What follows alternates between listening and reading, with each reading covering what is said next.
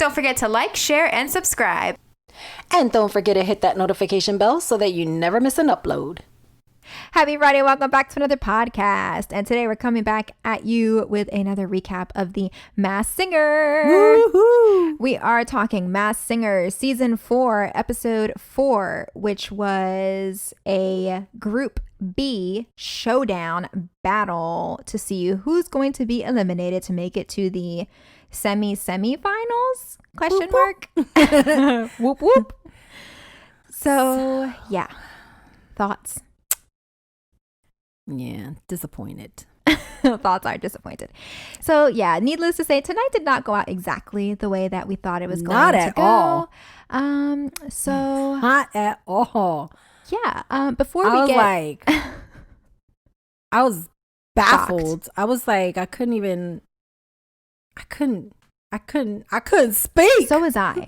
Now we're not quite on like White Tiger level of like pissed off, No. but just a White Tiger. just a little bit. There. Oh. Yeah, remember White Tiger? Yeah. Come on, you can't forget the White Tiger. Where he kept staying on. Yeah.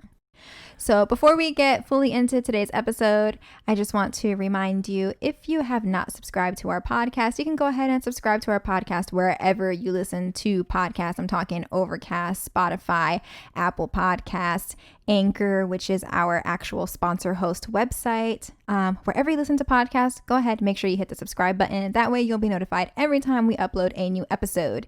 With that being said, we do upload 2 episodes a week, and we might be going into 3 with a brief like Halloween bite-sized little episode where we tell you a little scary story for the month of Halloween, because, you know, we are Halloween obsessed.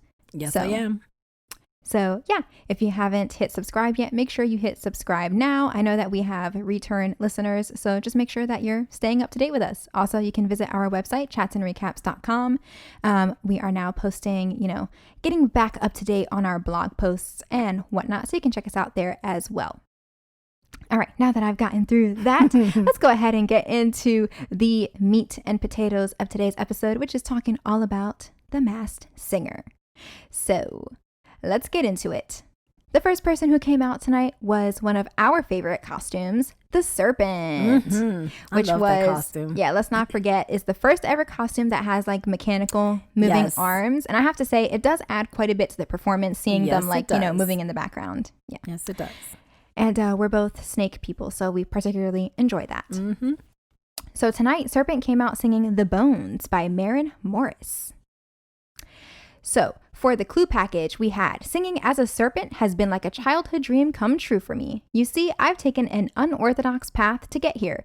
Starting out, I could barely make rent. To get by, I sold clothes. I did manual labor. I had patience, but all I heard from the gatekeepers was no. But I stayed driven and finally broke through. In a way, those initial failures were a gateway to the Masked Singer.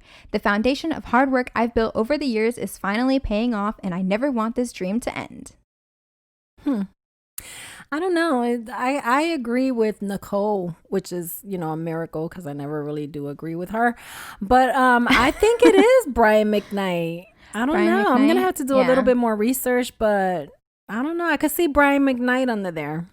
The 3 panel guesses were Taye Diggs, Jesse Williams, and Brian McKnight, which you said you agree with Brian McKnight. Honestly, I don't really know a whole lot about these 3 people, so.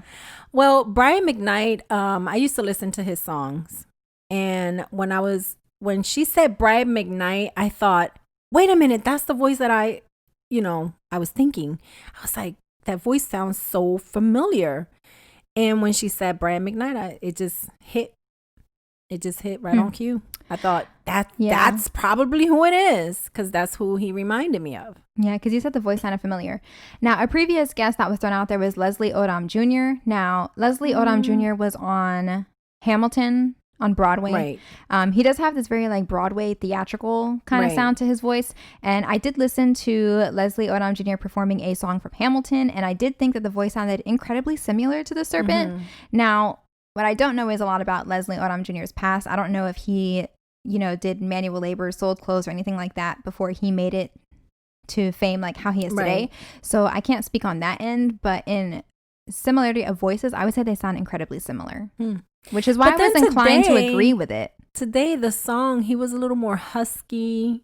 Yeah. There was a little more It was still a rhapsody little in there, and my only thing is I feel like the song choices are still somewhat theatrical. You know, they play to a theater voice is my only thing. They do. Like this song, But Bones, today his voice sounded much mature, much older. Mm-hmm. And I was like, man, that voice. It's like I heard him sing. Yeah, before. it sounds like a voice I've heard before. Yeah. Also, and I don't know. I kind of listen to a lot of like musical theater and stuff like that. So to me, like the theatrical voice, I don't know. Yeah, I'm gonna have to do some more. It could be either. I'm gonna have to pull up some McKnight music. Yeah. I'm gonna have to stick to my Leslie Odom Jr. because that was my first initial thing. And then Brian McKnight, I don't know. I'm gonna have to like pull up some stuff and listen to it and see. I'm gonna have to listen to some of his music again. Yeah. Next up was The Crocodile. The Crocodile came out singing Toxic by Britney Spears, which I thought was kind of a weird choice. I didn't really like it. I didn't like the way he started it. I mean, his performance was okay, but it didn't go with his voice. What I will say is that there was an energy from the Crocodile that I was not expecting tonight in the performance. That is true. That kind of threw me off. He did have a lot of energy. So I was like, This performance, like they said, he's older. dynamic, meaning I feel like he literally like next week could come out pulling something completely different than what he did this week and the week before. So he's very dynamic. So he's got a lot of different sides to him. Yeah. So his clue package was Becoming the Crocodile has really reignited my love for performing, something I haven't felt this passionately about since I was a kid. When I was young, I was just a poor nobody with a dream. I remember standing in my backyard performing to each weed and rose petal, but my own father didn't believe in my talent. When I got my first paycheck for $100, I handed it straight to him. He was so proud. He cried actual crocodile tears and believed in me. A few years later, Shazam! I feel the dreams become reality. Tonight, I'm putting the toxic parts of my past behind me and delivering nothing but love on this stage. I feel like when he says that he, I guess, didn't perform since he was young, he probably came out on some movie, maybe Shazam. Where he was a kid. Bringing up Shazam makes me think of the previous. I know. Remember, right? Like way back when we first started the podcast and we did the Mandela effect and we talked about the Shazam thing. But maybe he came out in that movie, or I don't know. I mean, there was some Florida stuff in there with the oranges. And was Shazam actually a movie? Was it that Shazam isn't a movie and the movie was called Kazam, or you thought it was Kazam but it was called Shazam? Remember? Because it actually had like, who is it? Shaquille O'Neal or something? Shazam, apparently it was never a real movie. Do you remember? Well, that's what they say. I remember seeing that. There's a whole bunch of people that say that like Shazam and it was is a with, movie. It was with, what's his face? Yeah, it had somebody in it that and everybody's like, no, it didn't happen. No. But a lot of us do remember oh my gosh, that movie. Plot twist. Anyway, it's the person that you said was in Shazam, and all of a sudden he comes out and he's like, yeah, I was in the movie Shazam. And we're like, whoa, I know, right? Mandela effect. We were told Shazam never happened. They fixed it. No, but he probably was somebody who did like his first thing or something. I don't know. There was a lot of Florida clues in there. I really don't know. When it comes to the Gator, I don't recognize that voice at all. Yeah. To me, it feels like somebody amateur, someone who's never sung before. And this is like the first time they're singing. I don't think so. I'm going to have to go with that they probably did perform. Like they probably did something as a kid and they just haven't gotten back into maybe like the singing aspect. Maybe they've been doing other things, but they haven't done the... You know, like it's happened a lot. Like some people, like they start off and their initial passion is music, right? Kid pop, and then next thing you know, what happened to them? Yeah. And then they're old. I mean, they did Kids Bop. Oh my gosh. Oh my God. Kids Bop. 90s stuff. Oh God. No, I think early Kids Bop is still around. Though. It is. It actually is. I think they have like 25 CDs or something like that. Isn't it crazy? Like somebody sat around there like, you know, it would be a great idea. Let's take adult songs and like have kids sing them. I know. And then we market them to kids. That's what it they sounds did. Like something you would think of. It started if you're high. like in 97, 96, something like that. It's like 25 years of it. I don't know. Kids Bop, taking all of the hits and ruining them for 10 years straight or more. Some of them were pretty good. Maybe he was a Kid Bop. Who knows? I hope not. But and got paid if he did $100. Here you go. This is what you get. No royalties. Just this is what you get. If he Be did do happy Kids you were Bop, on the CD, on the album. if he did do Kids Bop, it would explain him flopping. I know, right? I mean, like, to be honest. Oh my God. So initially, I was on board with Nick Lachey from the Backstreet Boys, but this performance has really got me like. I know, like, who is this? this? And then I'm wondering, I don't know, was the performance maybe meant to throw us off or I have not? no idea. I'm not sure. Initially, I was on like the Nick Lachey train. All I know is when he sang, I was like, well, he's one of the ones going home tonight. It's all I ever wanted. Isn't that a Backstreet Boys song? I think so. Yeah, it was all I ever wanted. I think so. I don't remember the rest of it. That's the only part I know. Backstreet Boys. All right. Yeah, I think that's what Oh my gosh, yeah. You know, I'm watching Dancing with the Stars. And oh my God. there's a Backstreet Boy, AJ McLean. Uh-huh.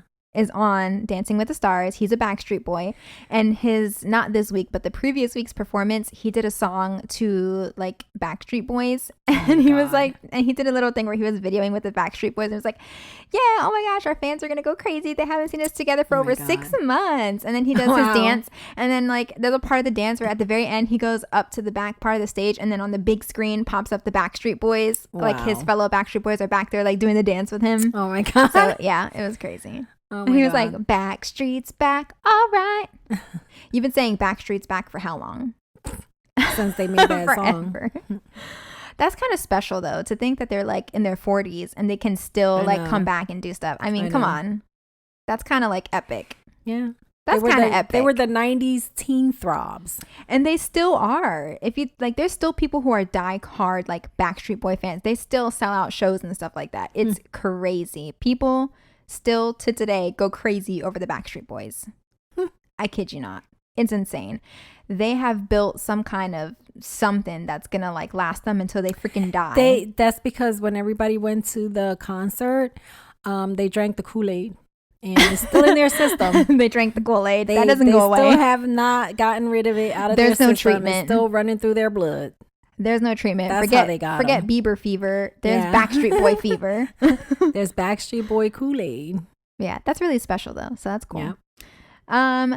Moving on. The next one out was Whatchamacallit, which remember the last episode I was talking about the hair and everything. I was like, watch. And I'm just like thinking about all the people and all the hair and how much they have to brush it and stuff. Yep. When he comes off the stage and they're probably like, oh my God, I wish we just get eliminated so we don't have to keep brushing his hair. Seriously. And one of the first things he talked about was how much hair he has. And how much and he was like, how many people got to be brushing it and how many times they got to brush it. It's like, okay, put your makeup put your hair away already. Put it away. Was that song? Get your freak on. Get your freak on. Oh my God. Get your freak on. Put your hair on. Put your hair on. Put your hair off. Get your hair off. Put it away. Put it away. So Whatchamacallit came out singing Moneymaker by Ludacris featuring Pharrell Williams. Who do you call it? Whatchamacallit? I don't know. Oh my God, I hate having this conversation with you. I'd be like, yeah, you know, Whatchamacallit. And be, I don't know, what do you call it? Mom, you know I'm talking about Whatchamacallit. No, so, I'm supposed to think of what it is, right? I'm supposed to know. Whatchamacallit is a candy bar. Remember? Yeah, it is. You were all, I remember like 5 years ago when we were saying the word Whatchamacallit, you're like, oh my God, you know, like Whatchamacallit was a candy bar. And I said, really? It is? And you were like, yeah, it was a candy bar. And then I looked it up and sure enough, it was a freaking candy bar. And now that you're the one who was telling me, yeah, Whatchamacallit is a real thing. Now that Whatchamacallit is on The Masked Singer. And now you're like, what do you mean? What do you call it? I don't know. I don't know. What do you call it? So Whatchamacallit? Yeah, so Whatchamacallit came out to Moneymaker. I'm not gonna lie, when I heard Whatchamacallit coming out and like doing this song, it wasn't bad, but at the same time, I was like, there's no way that Whatchamacallit is gonna like make it through tonight. Because usually I thought he was going home. Yeah, usually performances like this don't make it through. But you know, then again, I know the White Tiger. Again, he wasn't bad, but I don't think he was good enough to stay on. So the clue package was, here at The Masked Singer, I can really let my hair down. Shout out to my glam squad. It takes 36,524 brush strokes to make Whatcha Camera ready. But I love this hairy situation I've gotten myself into. I'm free, free, free. But it's taken some rough patches to get here. Like the time I was at the height of my career, ready to dance like never before. And I got the whatchamacall that shook my world. The news was the flaming. My mom was in bad shape. I wanted to be by her side, but she wanted me to continue the ride. She made me realize her dream was my dream, so I pushed for it. And now she's gonna freak when she finds out that I'm the big wig on stage tonight. Is it Chameleonaire? I don't know. They showed some 10-cent pieces and then they showed 5 of them. So I thought 50 cent. 50 cent? Yeah. 50 cent. 50 cent.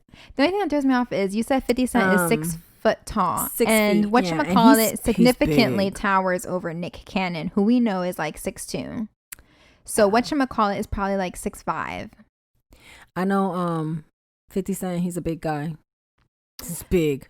Yeah, like muscles and height. Muscle, but in height, if he's only 6 feet, I don't think it could be him because whatchamacallit like towers over Nick, so it's got to be somebody who's bigger than Nick. Then I was thinking maybe it's like some basketball player. I'm not a basketball player. I'm sorry, like a boxer. It's CeeLo Green. I don't know. Because boxers, they dance when they're in the ring. They do dance. And there was this boxer, I can't remember which boxer this was, whose mother was ill and was calling off the fight. And then people were like, oh, he's just calling off the fight because I don't know if it was a boxer or a football player. But I do remember their mother was sick and they were like, they couldn't do it. But then they did do it and they did it. And I think it's a boxer. And he did perform because his mother told him to keep going. And he did. And I'm trying to think what those 10-cent pieces are. So one of the big guesses apparently is Wiz Khalifa. Wiz Khalifa? Who's that? And let me see here. Another one is... Where was it? I was just looking at it. We are certain that whatchamacallit is an athlete and most likely jock at this point is NBA All-Star Lonzo Ball, who stands 6'6" tall, who plays point guard, was recruited by the Los Angeles Lakers in 2017. Where does his mom fall into? And another guess is Magic Johnson. I don't know a lot about them. I was just kind of looking up like what other people are thinking. I'm going to look up the boxer because... could be. I mean, they dance in the ring. So, and I mean, they perform in the ring. And I do remember he was going to, oh, I can't speak. He was going to. He was going to. I remember he was supposed to fight and his mother was ill and then he wasn't going to fight. And then next thing you know, he did. And is he big? He lost the fight and then he said that it was because of he was just thinking about his mom. Is he a super heavyweight? I think he is. I think he would have to be like a super heavyweight because this is a big guy. And then I was thinking, because I don't know if it was, no, I don't think it was Mike Tyson. The panel's guesses were Cam Newton, Terrell Owens, Kyrie Irving, and Armie Hammer. Isn't Irving a basketball player? I have no idea. I'm gonna be honest with you. I have no clue. Maybe I'm thinking wrong. I don't know. Yeah, I have no idea. Anyways, any last thoughts on whatchamacallit? No, at first I thought 50 Cent. And now I just keep thinking about that boxer, and I'm gonna have to look it up. Yeah, I'm like interested in what the 10-cent pieces would signify. Yeah, me too. So next up, Seahorse. Seahorse sang My Heart Will Go On by Celine Dion. For the clue package, I'm a bit tame in my normal life, but when I step into this costume, my inner diva Seahorse Fierce comes alive.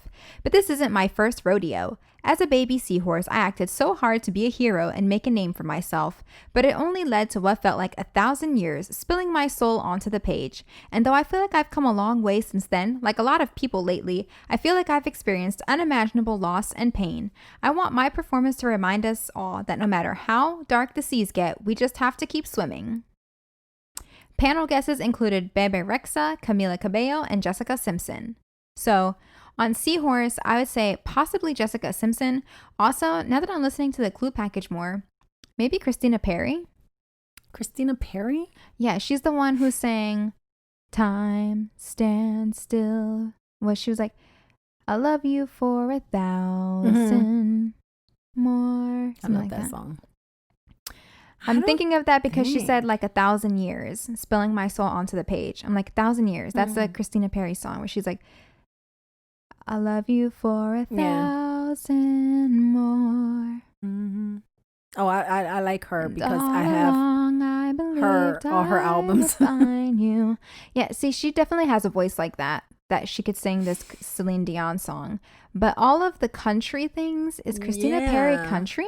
I have no idea. I'm gonna have to research her. I've never heard her talk. I've only ever listened to her songs. So let's see here. Christina Perri. She was born in Pennsylvania. I don't think she has any country roots. She's from Bucks County, Pennsylvania. I don't think it can be her because she doesn't have any country roots.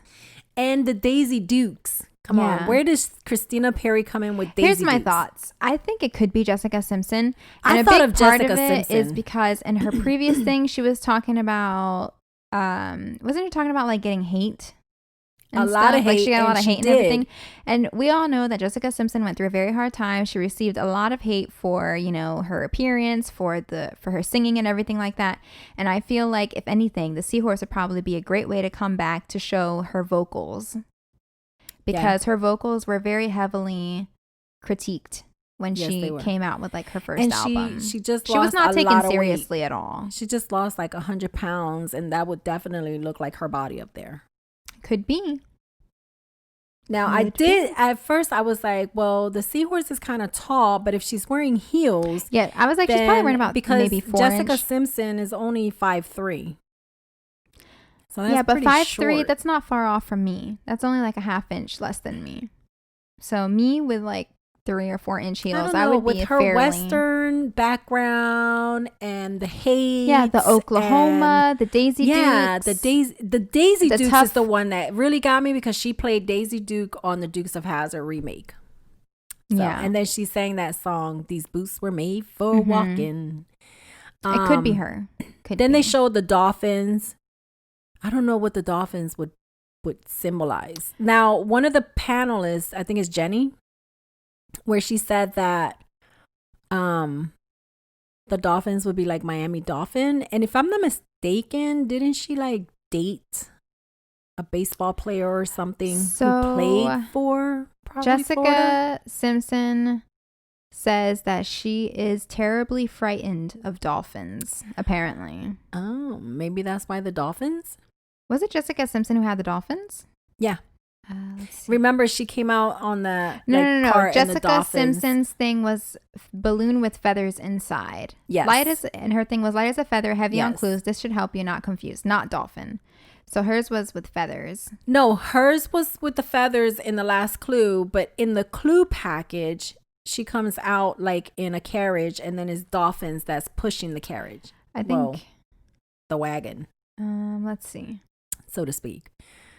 And then they said that Jessica Simpson has a daughter that's called Birdie or something like that. Let me check. She does have a daughter named Birdie. Mm-hmm. To me, it's her. I mean, the clues fit her to the T. When they said Daisy Dukes and they showed them Daisy Dukes, I was like, that is Jessica Simpson. Yeah, it could be Jessica Simpson. I think she was very good, very proud to do the voice, to show people with a mask on so that people can judge her voice and not her. Yeah. So they can see that she does have talent. Yeah. That's why I said the Seahorse would be a great way for her to step back in because, she was criticized so much for her vocals and stuff. So this would be a great chance to take away the whole image part and show, that there's talent. So that when they remove that mask, they'd be like, oh my God, Jessica Simpson, what the heck? Yeah. And of course, finally, was one of our favorite costumes, Baby Alien, who unfortunately, I want you to come home with me. Unfortunately, Baby Alien was eliminated in this episode. And, we all have our own feelings about that.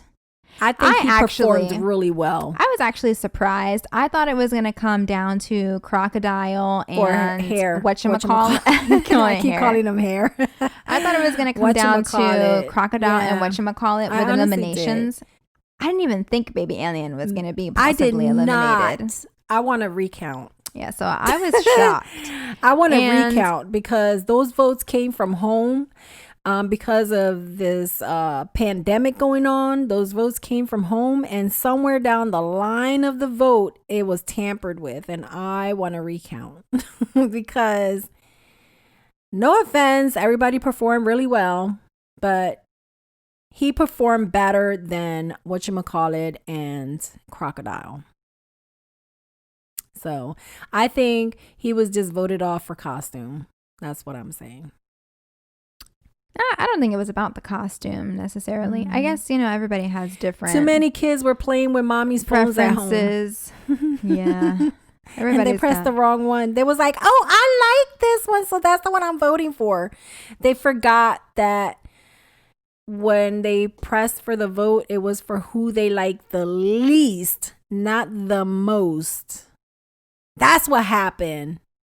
Yeah, the last Baby Alien clue package had a lot of hints toward like Baywatch, but it was Baby Watch. They showed a horse made of sand, a crown, a shark, and a hot dog stand. And there was also a point where they showed him wearing like a crown over his head. Mm-hmm. He said he's been roasted before, which made the judges wonder if he's done a Comedy Central roast, and made reference to interacting with money-hungry sharks. So they wondered maybe was he like on Shark Tank or anything like that. The top guesses for Baby Alien, it looks like, were Eric Bana, Sacha Baron Cohen, and Taylor Lautner. Those were like the top 3 guesses amongst audience and everything. But when they revealed, and boy, were we all, everybody was wrong. Way off. Very wrong. So, who was actually under the mask was NFL quarterback Mark Sanchez. Mm-hmm. Which you definitely very handsome too. did not see coming. Nope, didn't see it coming. That was like, what? Like, who are you? My Nana was like, I know exactly who that is. He is blah blah blah. He was blah blah blah. Well, when he took off the mask, he's a football player. Yeah, when he took off the mask, he was like, I know exactly who this is. I know exactly who that is. He's okay, a Ken. Player. Okay. I know exactly who this is. Nobody knew exactly who he was. Nobody was even close. Yeah. They were all thinking somebody who did acting, maybe a comedian, and it was a sports guy. Quarterback. That's why the legs.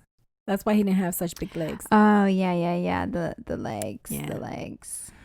Because he's a quarterback. And for some reason, quarterbacks have like thinner legs. They're like, their upper bodies is bigger than their legs. I mean, I know it's supposed to be that way, but you know what I mean. It's retired. So just to give a little bit more background, retired NFL quarterback Mark Sanchez. He's a former Jets player known for a notorious butt fumble and chomping on a hot dog while sitting on the sidelines. Remember, there was the hot dog in his clue package. Sanchez has also had a string of famous girlfriends, including Eva Longoria, Kate Upton, and Jamie Lynn Sigler, which appears the reference to having his public relationships probed. And yes, he was in fact once beamed onto the Tony Awards stage to introduce a number from the show Memphis in 2010, which is why he had the little thing to to an award. Mm-hmm. Correct. So yeah, everybody was way off, and I'm like, honestly, unless you're kind of, like, I guess a football fan and stuff, and you like, know who these people are, to know that he appeared to hand out an award and stuff like that, or like to know about his relationships, you kind of have to, I guess, be a football fan. Mm-hmm. But yeah, I was like, I had no idea who this guy was. Not just a football fan. You got to be like a football freak. Yeah, football fanatic would know. Yeah, that's my thing too. Is football players also go on to shows like Dancing with the Stars and stuff like that, and I'm like, it's kind of weird because I just feel like people who watch football don't also normally watch these other shows like Masked Singer and Exactly. And Dancing with the Stars and stuff like that.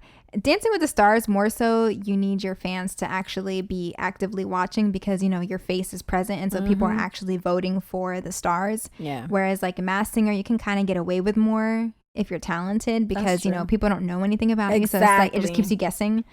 But and not only that, you're behind the mask, so you have more confidence. That's how I feel. Yeah. Yeah. I think it's cool. I still like the Masked Singer, and I think it's going to continue to be popular just because, again, it's like this whole different world where you get to not judge someone for, you know, knowing anything about their past, and you can't judge them by their looks and everything like that. And I think that's something that I still like so much about the show, and I think it's going to continue to keep it popular. Yeah, it'll bring some of those people back who had a lot of bad reputation because of their singing and all that. Yeah. And it's going to give them that confidence. Or people who wanted to sing but been told you don't have the look or you don't really have the voice. It's a shame that a lot of people don't make it because of the look. Because it's like, if you have the voice, who cares about what you look like? I feel like especially in today's world where we are at now currently, like in society, I feel like it's gearing less kind of like towards looks and more towards actual talent. But at the same time, there's still going to be that percentage of people that are just, you know, going to be haters. And they're going to say, always going to be people who have stuff to say.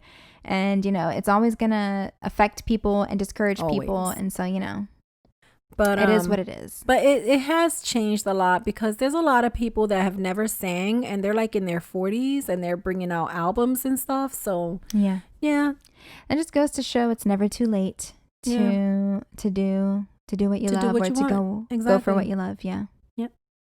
I mean, nowadays it's easier to just book a studio and record whatever the hell you want and, you know, put it out there and sell it your damn self. I mean, people are doing that now more than ever before. Yeah. So they're not, it's not like back then to even sell an album, you would need a producer. And you need somebody who's going to represent you, and you need somebody who's going to give you that studio time, and you need, you know. But now you can just, you know what? Now I can sit down here on GarageBand. I'm just going to pull up a whole bunch of sounds and just put something together and just be like, exactly. Here I am. And then put up your own YouTube channel, and that's true. So I would say like yes, it's kind of easier in a way because you have all these different avenues of which you can expose yourself. Yeah.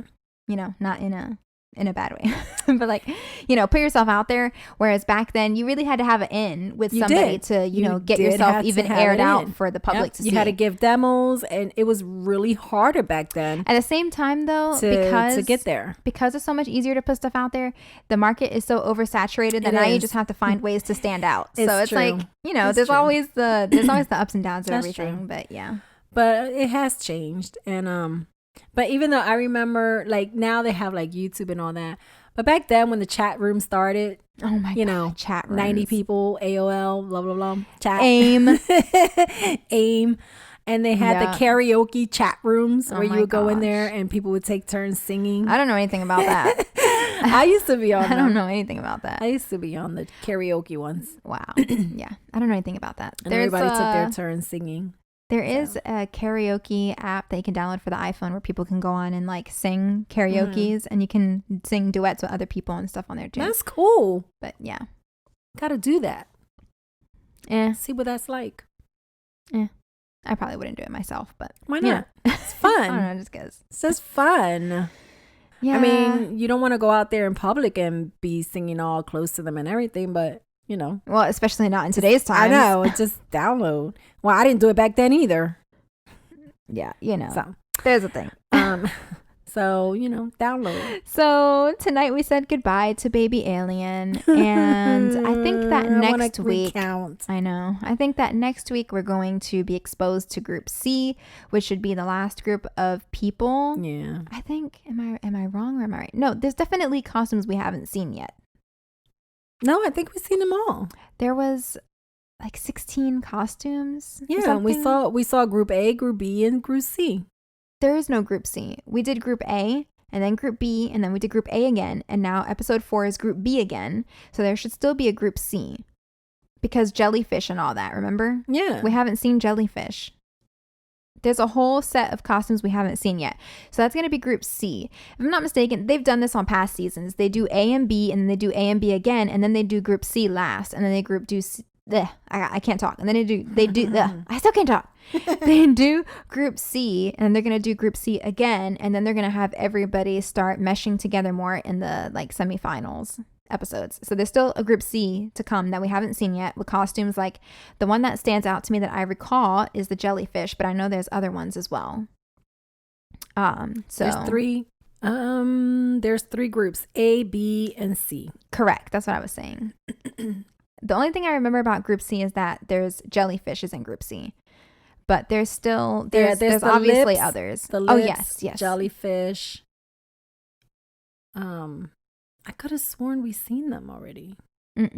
No, we have not.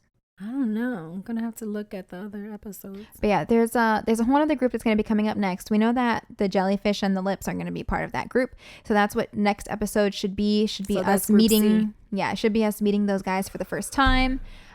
Groups A and B have had incredible talent already amongst them, so can't wait to see what's to come in Group C.